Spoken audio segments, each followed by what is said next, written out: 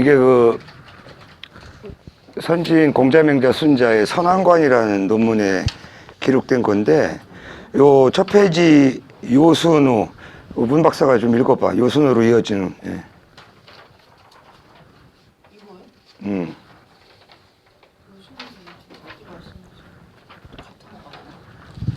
여기 있잖아. 뭐, 왜 하나야, 자네는? 아니 앞뒤로 했어요. 앞뒤로 했어. 네. 뒤에 죄송합니다. 페이지가 어떻게 가는 요순우로 이어지는 왕위 교체 방식에서 또 다른 문제는 요의 아들 뭐야 이게? 단주. 단조와 순의 이복 동색 상이 모두 불충하였다는 점이다. 특히 순의 경우에는 부친이 이게 맹인이야. 고수. 고수? 고수이고 모친이 계멸하는 환경 아래서 여러 차례 죽을 고비를 넘기기도 하였다. 앞서 보았듯이 이러한 상황은 성경설에 위배되는 사례로 지적되기도 하였지만 맹자가 보기에 그것은 본성의 바탕이 불선한 것이 아니며 결과적으로는 모두 교화되었다는 점에서 오히려 순의 대효로서 칭송된 바 있다. 순자 당시에도 이와 관련된 논란이 있었다. 세속의 논자들이 말하기를 요수는 교화할 수 없었다. 이것은 무엇 때문인가? 단주와 상이 교화되지 않았기 때문이다 라고 한다. 이것은 그렇지 않다. 요수는 천하와 교화를 가장 잘하는 사람이다. 남면하여 천하를 다스리되 생민들이 두려워하며 복종하고 감화를 입어 따르지 않는 자가 없었다. 그러나 단주와 상은 유독 교화되지 않았으니 이것은 요순의 잘못이 아니라 단주와 상의 죄이다. 여기에서 순자는 맹자와 달리 단주와 상이 결과적으로 교화되지 않았음을 긍정하였다. 따라서 여기에 제시된 세속의 설은 요순의 사례를 원용하여 순자의 이른바 화성 기위설에 대한 비판으로 보인다. 예, 이게 잘못됐구나. 그 뒷장이 먼저인데. 근데 어쨌든 그 요순이나 순임금의 가족 관계를 보면 맹자 성선설을 반박하는 예도 되잖아요. 그렇죠? 아니 아버지 계모 동생이 어떻게 사람을 죽이려고 모의를 할 수가 있어. 이제 그런 설이 그 당시에 상당히 유행했었다는 얘기죠. 그렇다면 맹자는 다 교화시켰다고 하는데 또 일부 학자들은 뭐야? 그 사람들이 어떻게 교화됐다고 얘기하냐? 증거가 뭐냐? 그러니까 순자 그걸 받아들여요. 교화가 안 되는 사람도 있다. 순자는 인정하는 거죠. 그래서 이게 우리가 단순한 선왕의 어떤 일련의 사례들이지만, 그러니까 그게 실제 했든 안 했든 그런 문제가 아니라 맹자와 순자는 자기 학설을 원용해서 그런 설에 대한 그 당시의 관점을 인용하면서 자기 입장에서 재정리하는 거예요. 관 선생이 그 다른 한 장, 예, 앞서 보았듯이, 예, 나중에 이게 선진육아의 선왕관인가 막 그럴 거예요, 제목이. 이게 심사용어로 제출했던 놈, 내가 그걸 출력해가지고 페이지가 없어요. 앞서 보았듯이 문제는 요순의 왕위 계승에 대해서 구체적인 선언을 언급한 바 없다. 그런데 맹자 당시에는 이와 관련하여 여러 가지 설이 유행하였던 것으로 보인다. 예컨대 맹자는 제자 만장이 요임금이 순에게 천하를 주었다고 하는데 그런 일이 있었습니까? 라고 묻자 맹자는 천자는 남에게 천하를 줄 수 없다고 답하였다. 이어서 만장이 사람들이 말하기를 우임금에 이르러 덕이 쇠하여 현자에게 전하지 않고 자식에게 전했다고 하는데 그런 일이 있었습니까? 라고 묻자 하늘이 현자에게 주게 하면 현자에게 주고 하늘이 자식에게 주게 하면 자식에게 준다고 답하였다. 이 우임금 때 얘기는 이거예요. 원래 우임금도 자기 아들한테 주지 않고 현자에게 왕위를 넘기거든요. 근데 우임금의 아들이 반란을 일으키죠. 그래서 선양이 여기서 이제 붕괴되는 겁니다. 그걸 지금 염두에 둔 얘기예요. 계속 읽으세요. 맹자는 또한 하늘의 왕위 교체 방식은 민심의 흐름으로 보여준다고 설명하였다. 예컨대 요임금이 순을 하늘에 천거하여 하늘이 받아들이고 백성에게 드러내서 백성들이 받아들인 것이다. 맹자는 결론적으로 요순으로 이어지는 왕위 계승 방식의 차이와 그 자손들의 불초함은 모두 인위적으로 어찌할 수 없는 천과 명으로 기결시키고 있다. 순자도 당시 유행하던 선양설에 대해 다음과 같이 비판하였다. 세속의 논자들은 노순이 선양하였다고 말한다. 이것은 그렇지 않다. 천자는 위세가 지존으로 천하의 무덕인데 또한 누구에게 물려주겠는가? 도덕이 순수하게 갖추어져 있고 지혜가 매우 밝으며 난면하여 천하를 다스리니 생민들은 두려워하고 복종하면서 감화되어 따르지 않는 자가 없었다. 천하에 숨은 선비가 없고 버려진 선자도 없었다. 그와 함께 하는 사람은 옳은 것이고 그와 달리하는 사람은 그른 것인데 또한 어찌 천하를 선양하겠는가? 이에 대한 양경의 주석에 따르면 선양은 제단을 만들고 하늘의 고한 뒤에 왕위를 물려주는 것으로 위세가 상호 필적할 때 이루어지는 형식이다. 따라서 요임군과 순임군과 우의 관계는 본래 군신 관계이므로 선양이 불가능하다. 순자는 또한 요순이 노쇠하여 선양했다는 주장에 대해서도 나이가 들면 혈기와 근력은 쇠하지만 지혜와 판단 능력은 쇠하지 않는다고 반박하면서 다음과 같이 설명하였다. 이 글은 여러분들이 읽기에 아주 편하게 읽을 수 있는 글이에요. 그 선왕의 사례를 가지고 공자, 맹자, 순자 철학을 재정리하는 내용이라 한번 검색해서 다운받아서 한번 보세요. 아니면 내가 이따 오후에 카페에 올려놓을게요. 그 카페에 자료 올리다가 좀 짜증나서 안 올렸었는데 이게 그 윈도우 최신 버전하고 그다음에 익스플로어도 최신 걸 깔았더니 보안이 너무 세가지고 자료 오르기가 쉽지 않아요. 그래서 그 사이트마다 그 팝 올리는 창을 허용해 주고 들어가야 되니까 옛날에 그 무조건 되는 방식하고 다르더라고요. 이게 좋아지는 만큼, 보안이 좋아지는 만큼 번거로운 점도 상당히 많아요. 편한 것도 있더라고요. 동기화하니까 뭐 집에서 쓰는 컴퓨터나 내 핸드폰이나 그다음에 학교 컴퓨터나 내가 그 검색했던 뭐 사이트 그다음에 검색어 이게 죄다 연동이 돼 버리니까 편리한 점도 또 있더라고요. 자, 시간 되는 데까지 뭐 이거는 여러분들한테 그 객관적인 자료를 보여주기 위해서 제가 복사를 해서 한 건데 그냥 번역만 해드릴게요. 상서는 가장 최초의 서명은 서였다. 대략 기원전 5세기. 그 사실은 이게 좀 애매해. 우리 책에서도 600년이라고 그러는데 기원전 600년이면 공자가 기원전 551년에 출생했기 때문에 공자 이전에 이 책이 성립된 거잖아요. 그렇기 때문에 또 그 다음 설명 뭐예요? 공자가 편집했다 그러면 이건 좀 논란이 될 수가 있는 거고 아니면 이렇게 볼 수도 있겠죠. 아까 말했듯이 그 당시에 전해 내려오던 서경의 주관들은 무수히 많이 있었을 것이고 공자는 그 중에서 자기 제자들 교육에 의해서 별도로 서라고 하는 것을 편집했을 가능성은 있죠. 예, 그렇게 이해할 수는 있겠습니다. 어차피 창작물은 아니잖아요. 그렇죠?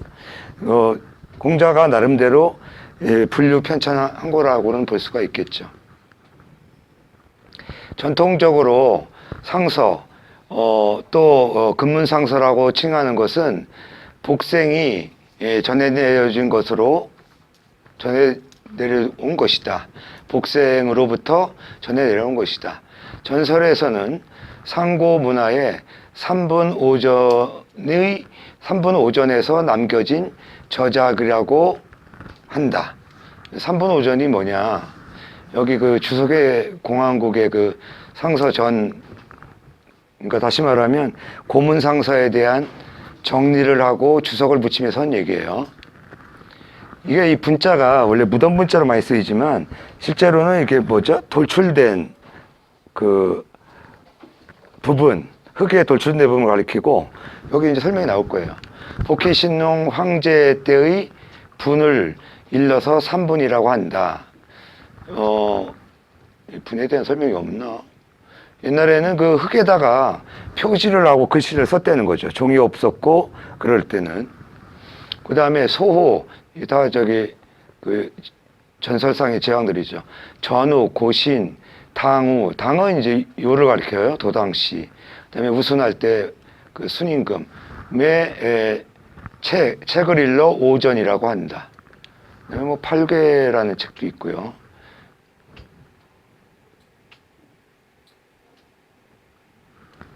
별 얘기 없네요.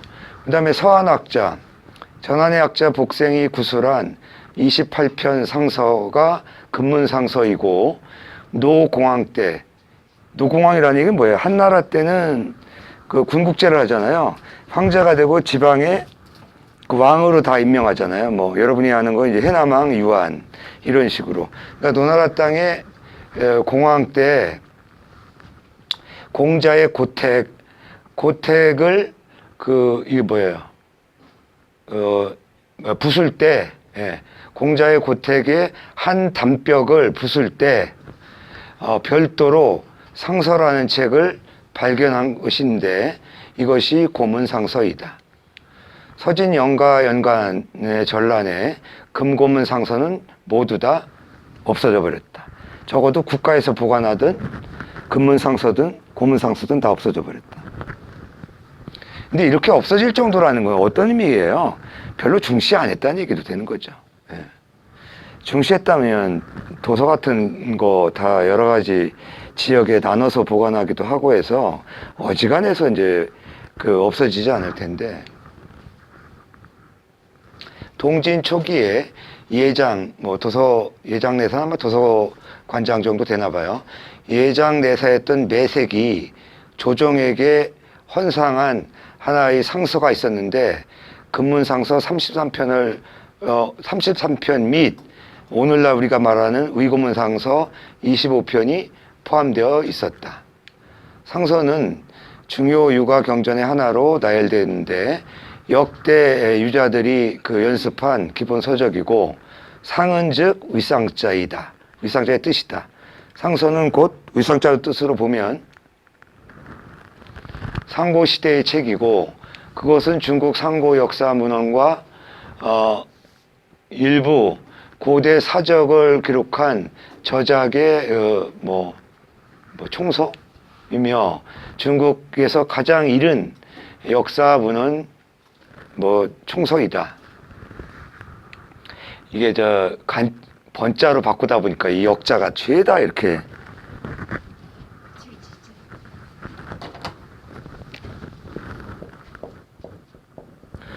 간자로 이렇게 되거든요. 근데 이게 달력 역자도 되고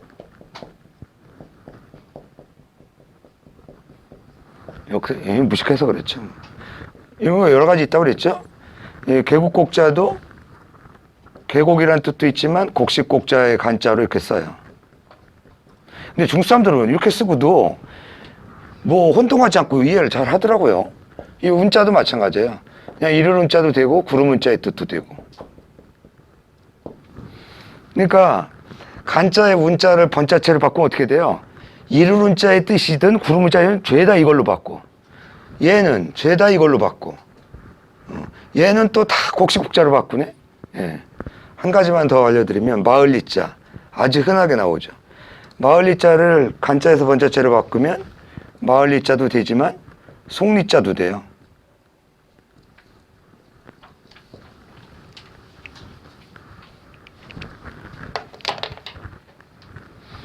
이런 건 최근 성과니까 감안해야죠.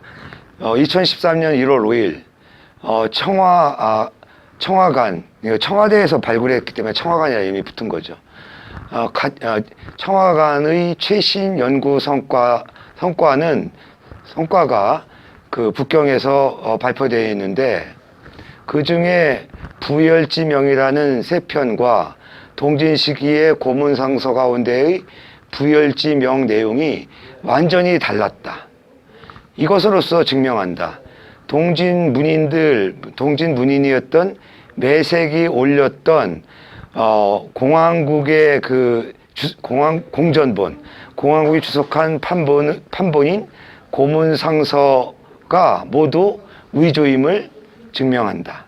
이건 이제 문헌학적인 내용이기 때문에 여러분이 이거 깊이 있게 할 필요는 없는데 편명 내용만 가지고 하는 거죠. 본 차례 공포된 연구 성과는 총 8편의 문헌인데 각각 부열지명 3편, 그 다음에 주공지 근무라는 편, 그 다음에 예랑 대비라는 편, 양신 축사 및 적곡지 집탕지 옥이라는 그 편이 있다. 이것은 2008년 이래로 청와대학에 소장된 이래로 청와관에서 나온 제 세 번째의 연구 성과이다.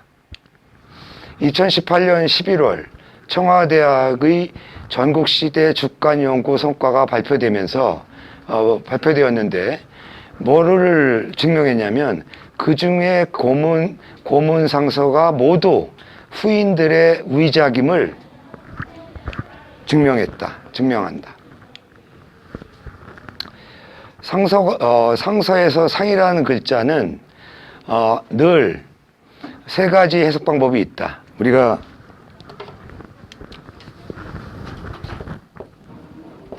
역도 역의 세 가지 뜻 얘기할 때 뭐라고 그래요? 세상의 만물은 모두 바뀐다. 변혁의 뜻이 있고요. 그러나 그 바뀌는 이치는 바뀌지 않는다. 그래서 불역이라고 하고요. 또 바뀌는 이치는 결코 복잡하지 않고 지극히 간단하다. 그래서 간역이라고 해요.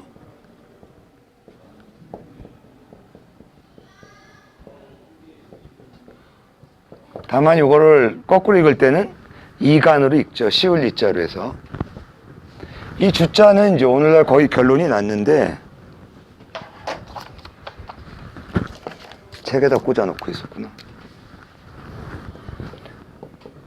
제가 그 대학교 다닐 때 배웠던 주역 배울 때는 이게 두루 주자냐 주나라 주자냐 이게 논란이 많았어요. 근데 오늘날은 주나라 주자를 보는 거죠. 그 이유는 한 10년 됐나요?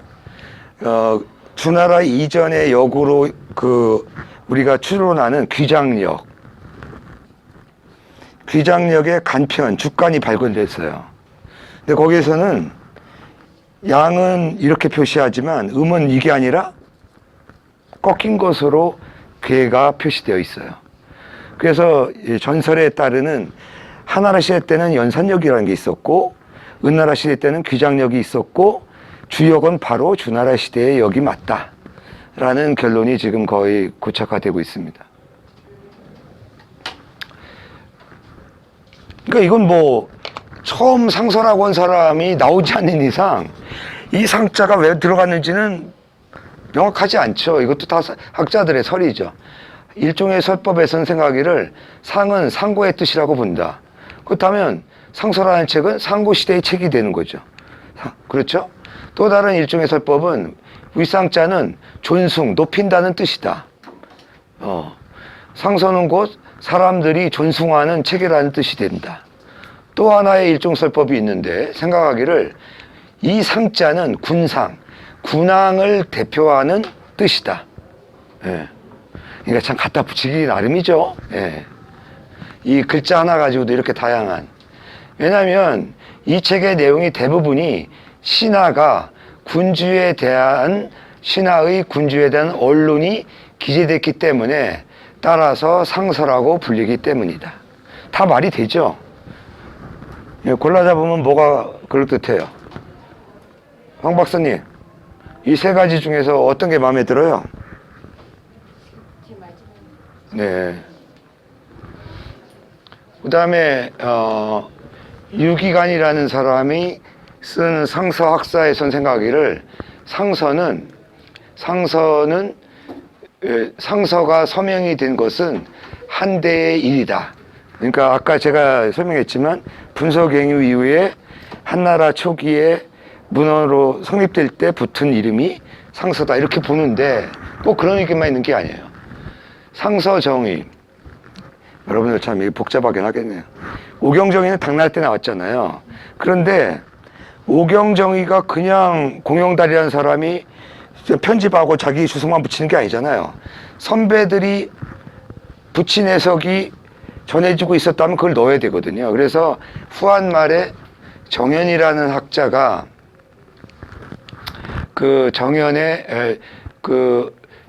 정현의 말을 인용하고 있는데 정현의 서위, 그러니까 정현은 상서 정에서 말한다 이렇게 해야 되겠네요. 정현이라는 학자는 서위에 의거하여, 이거 한 문장 한 문장에 시간이 오래 걸리네. 오경박사 제도가 생기면서 제도권의 텍스트를 경이라고 하고 제약자들이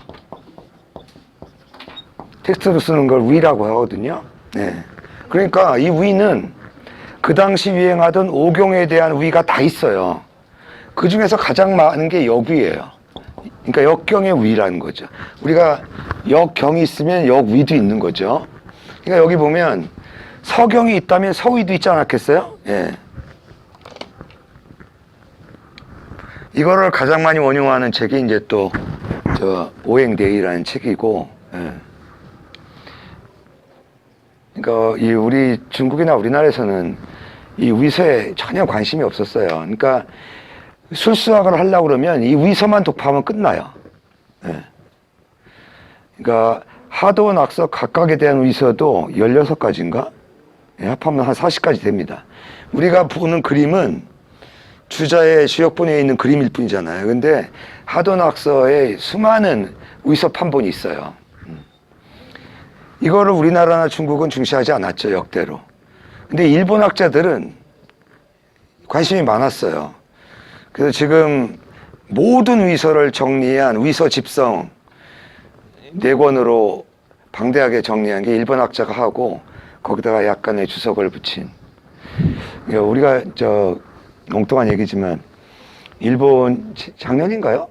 그 노벨상 받은 학자 중에 한 사람이 주로 쓰레기통 뒤지면서 연구했다고 하는 거 신문에서 봤죠? 그러니까 실제로 당장 쓸모가 없는 분야라 할지라도 끊임없이 자기가 관심을 갖고 하다 보면 결국은 무언가를 이룰 수 있는 거죠. 예.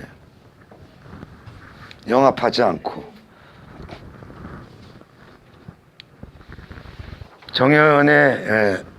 정연은 서경의 위서에 의거하여 상이라는 글자는 공자가 붙인 것이라고 보았다고 말한다. 정연은 상서란 말을 공자가 붙였다. 근데 왜 논어에 상서란 말이 없을까? 이건 좀 문제 있는 거죠. 근데 또 이것도 출처에 또 나오네요. 마왕태 백서. 마왕태 백서가 뭐예요? 주로 노자, 주역, 그 다음에 16가지의 유교 경전, 오행편 이런 것들이 들어있는 백서 요편이라는 그 주권에서 아니 주권이 아니라 비단에 쓰여진 글에서 공자는 곧 서를 칭하여 공자가 서경을 칭하면서 상서라고 했다. 요편 가운데는 정말로 공자는 상서라고 칭하고 따라서 서경의 위서와 정연연설이 근본이 없지 않은 것이니까 그러니까 근본이 있다라는 거죠. 이것은 이전에 우리들이 몰랐던 일이다. 사실 이거 참조할 필요가 있어요. 그러니까 이 설을 다 믿을 수는 없지만 이런 설도 상당히 근거가 있었다. 그렇게 보면 이제 논어에서 설을 얘기할 때는 줄여서 말한 것이고 상서란 말은 공자가 제자들 교재를 편집할 때 처음에는 상서라고 했을 가능성이 있다라는 거죠.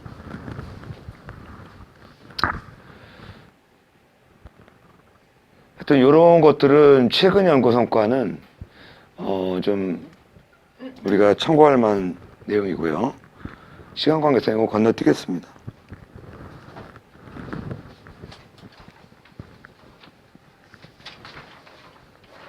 요거는 반드시 하고 넘어가야 돼요. 당나라 때 이제 한유라는 당송팔대가의 한 분이죠. 한유라는 문학가이자 철학가가 있었는데 그 당시는 이제 선종이 대대적으로 유행했던 시기였거든요. 당나라 때는 우리가 보는 해능선사라든가 그 뒤에 이제 마조록, 임제록 이런 것들이 출간되는 배경이기도 하고 그만큼 불교가 극성을 이뤘던 시기입니다. 그래서 이제 한유가 처음 한 일은 상소문을 올리죠.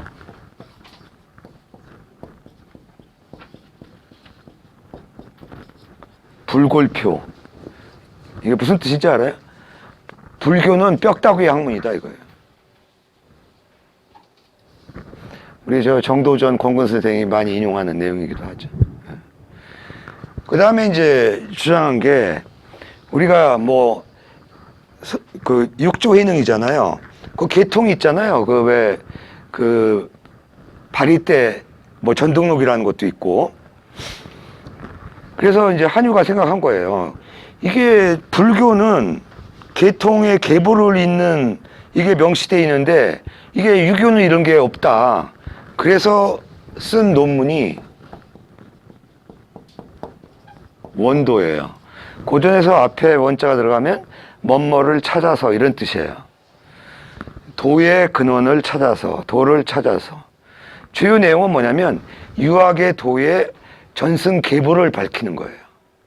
그래서 한유의 이 원도편의 내용에 의하면 요임금은 순에게 왕위를 넘겨줄 때 뭐 맹자나 순자는 선양서를 부정하지만 어쨌든 이양할 때 16개의 16자 신법을 넘겨줬다는 거예요. 그게 지금 여러분들이 보는 이거예요. 인심유의, 도심유미, 유정유일, 윤직골중. 이 뜻은 뭐냐면 사람의 마음은 위태롭기만 하고 도의 마음은, 요즘 말로 말하면 뭐예요? 우리 일반적인 감성은 상당히 위태롭고 이성은 너무 쉽게 번역하는지 모르지만 여러분은 그렇게 이해해도 돼요. 이성은 미미하기만 하다. 그래서 오직 정밀하고 오직 한결같이 하여 진실로, 이거 믿을 유자는 부사예요. 진실로 그 골자입니다. 그 가운데 중을 잡아라. 딱 그 웃거나 소름이 끼치는 학생이 없는 것 같아. 어때요? 이성과 감성의 가운데를 잡아라. 우리 저 문 박사는 하루 종일 있을 때 이성적으로 생각하고 행동할 때가 많아? 감성적으로 생각하고 행동할 때가 많아요? 감성이 좀 많이 부족해요. 너무 그냥 이성적으로만 보여? 그냥 뭐든지 이렇게 생각 안 하고 그럼 가까운 교회나 성당에 좀 다니면서 기도 좀 해봐. 다니진 않는데 제가 가끔씩 가서 헌금은 해요. 골고루. 비겁하구만. 몰빵을 해야지. 그걸 여기저기 가서. 응? 얻어먹는 게 많아갖고 응. 어릴 때 하도 못 먹어서 그래서 얻어먹는 게 많아서 가끔씩 돼요. 아, 문생이 뭘 어릴 때 못 먹어. 우리 때에 비하면 많이 먹었겠지. 하긴 또 모르죠. 개인적인 사정에 따라서. 저는 요즘에 참 중용, 불교에서 중도라고도 하고, 참 그런 걸 많이 생각해요. 근데 참 쉬운 일이 아니에요. 저는 어느 때는, 이제는 나이도 먹었으니까 감성대로 살자, 이렇게 할 때도 있는데, 또 가끔 생각할 때는 이 코로나 사태로 나만 민감한 게 아니니까, 이 학생들이나 제자들한테도 너무 소리를 치지 말아야 되겠다. 그런 생각이 들 때도 있어요. 좀 왔다 갔다 오는 것 같아. 그리고 주변이 죄다 적밖에 없어. 여기 홍성님도 그렇고, 홍성님도 저보고 좀 더 나이 들면 알 거다 이렇게 말씀하신 적도 있고, 어제도 어느 한 분이 완전히 내가 볼 때는 이제 압사하기 직전으로 사는 것 같은데 아주 즐거워하시고. 그러니까 우리가 이성 감성이란 말을 안 했어도 이건 이제 주자학에서 딴 얘기로 해요. 인심도심을. 근데 그렇게까지 성리학적으로 이해할 필요 없어요. 이거 우리 조선주의 인심도심설, 이거 엄청 복잡합니다. 예. 그 다음에 이제 천리와 인용 문제, 이런 여러 가지가 있는데, 그렇게 볼 필요 없어요. 이 서경에 나오는 얘기인데, 굳이 그렇게 형이상학적인 측면으로 우리가 이해할 필요 없다. 그 다음에 한유는 여기서 끝나지 않아요. 이거를 순임금은 우임금에게 전하고, 우임금의 이런 신법은 상임금에게 직접 줄 수 없잖아요. 그렇죠? 우임금은 하나라의 시주고 탕임금은 은나라의 시주니까 전해졌다라고 얘기를 해요. 그 다음에 탕임금은 이거를 주나라의 무왕의 아버지인 문왕에게 이 신법이 전해졌고, 문왕은 그 아들인 무왕, 무왕의 이 신법은 주공에게 전해졌고, 주공의 이 신법은 공자에게 전해졌고, 공자에게 전해진 도는 맹자에게로 전해지고, 맹자가 죽은 뒤에 유교의 도는 없어졌다. 그러니까 한효에 의하면 맹자 이후에 유교의 역사를 다 부정해버리는 거예요. 크게 보면 한대 유교를 완전 부정하는 학자죠. 그렇게 하는 이유가 뭐냐면, 지금 봐라, 유교의 싹이 어디서 보이냐. 그 책에